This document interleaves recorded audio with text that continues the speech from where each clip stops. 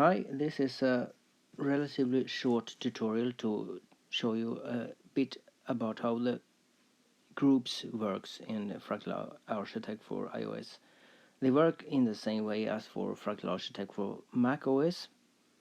We start here by making a new Fractal from scratch, and we go into the Fractal, the Xform editor. Let's get rid of the second transform, so it will be more clear what we are doing. I will start with adding a variation to the normal group. I select it and I hit add child, and I will add a Julia, like that. Now, the group system.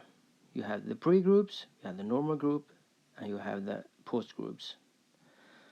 And any variation can be in any of those groups. There's no need for special pre or post variations. That is not unique for Fractal Architect, but this system with pre and post groups, normal groups, is unique for Fractal Architect, and even seasoned Fractalists have a hard time bending their minds around that concept sometimes. So if you find it a little confusing, don't worry, you're not alone. I will show you now how it works. If we start by making a pre-group, I select the normal group, hit the plus, and now I have a post group. I don't want that, I want a pre-group, so I have to select it and hit the little blue up arrow, and in the pre-group let's add a rectangles.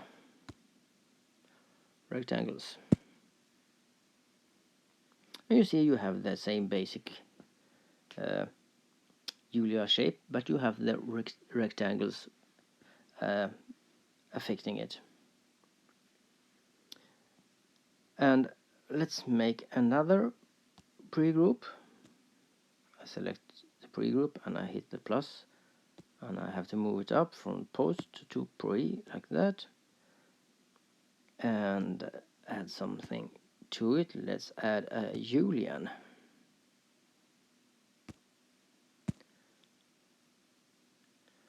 Then we're back to that shape again, but let's play with the distance of the Julian, and see what we get.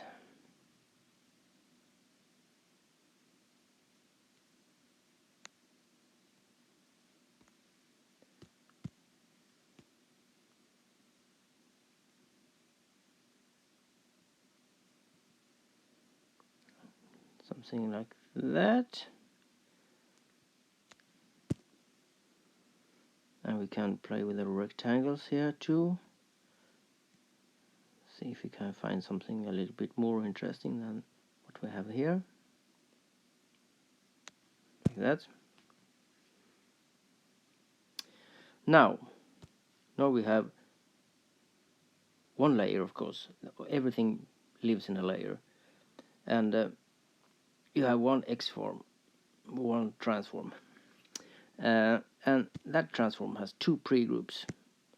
Now, the pre-groups are calculated in serial. So the output of the first pre-group becomes the input of the second pre-group, and then it's fed into the normal group. So what place you have the variations in the pre-group does matter, because we can move the second pre-group up. You see the fractal change. You go back again. That because when we have the Julian first instead of the rectangles, the Julian output goes to the input of the rectangles. That will not be the same as if the rectangles output go to the input of the Julian. So this order you put the pre-groups in and the variation there, that makes a big difference. I think I liked it with a Julian at the top, like that.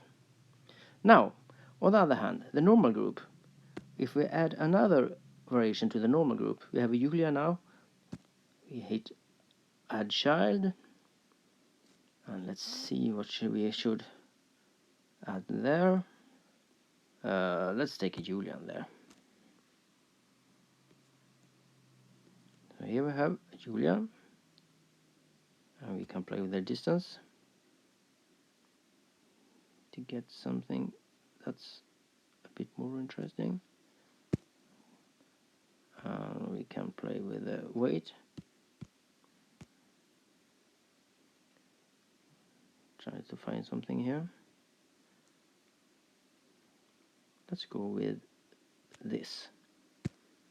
Okay, so now we still have one transform.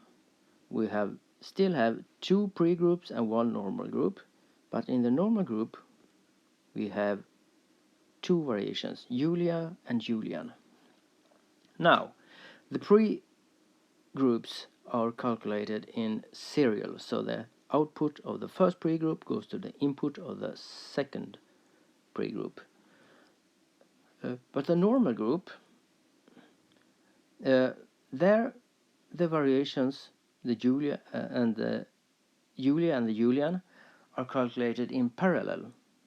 So the output of the Julia plus the output of the Julian will be the output of the normal group. So it doesn't matter what order you have the variations in the normal group.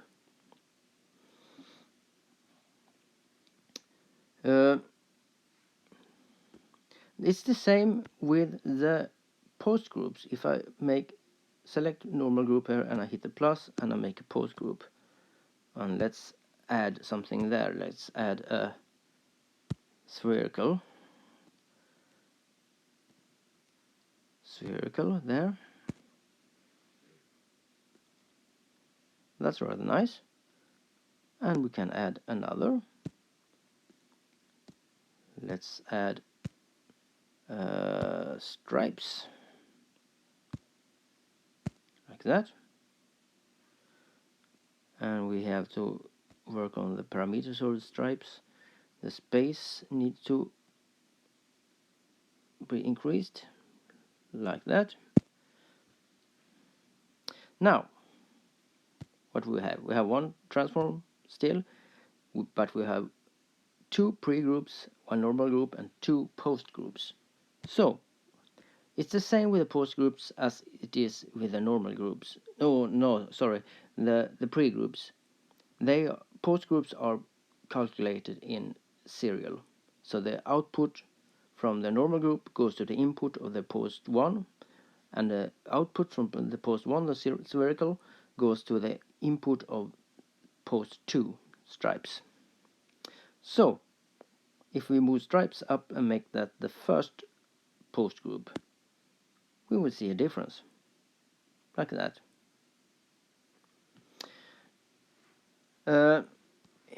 If we add more variations to any of the pre-groups or the post-groups, let's add something to the first pre-group. We select it and hit add child, and let's try a B circle. See if that does any difference. You see, like that. Now we still had two pre-groups and two post-groups and a normal group, but in the first pre-group we had two variations. Those two variations, the B circle and the Julian, they are calculated in parallel, just like the normal group. But the output of those two, the output of the pre-group, goes into the input of the pre-2 group. So we can have several variations in all the pre and post groups, and it is the groups that are calculated in serial, but inside the group the variations there are calculated in parallel, and the normal group is always calculated in parallel. So to top this off, let's select the layer and add a final. We hit plus final there,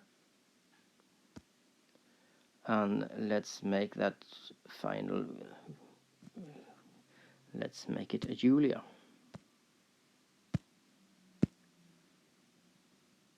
Like that. So now we have one transform and one final. And since we have one final, we won't get much color in this because it's the transforms that are colored. So if we go to the variance editor with this and make color versions, you got monochrome colors, only blue or only green or only pink or something like that. Let's go back, and we can add another X-form there, plus X-form. Now we have two X-forms and a final, and they all live in the layer. So let's see what we can add here. We have a linear now. We don't want a linear, we want a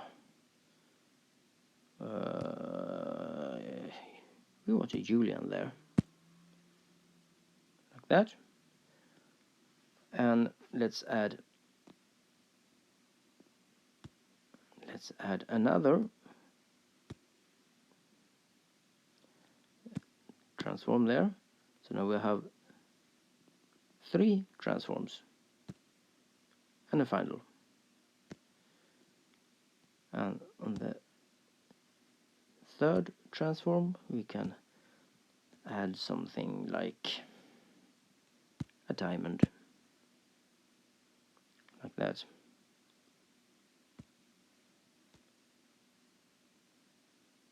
Yeah, that's rather nice. So now we have three transforms, and now we can get a little color in here. Change the color of the second to something, and change the color of the third to something else, like that. Not very beautiful, but if we take that for a spin in the variance editor, you will get something that is beautiful, like that one. Let's take a look at it.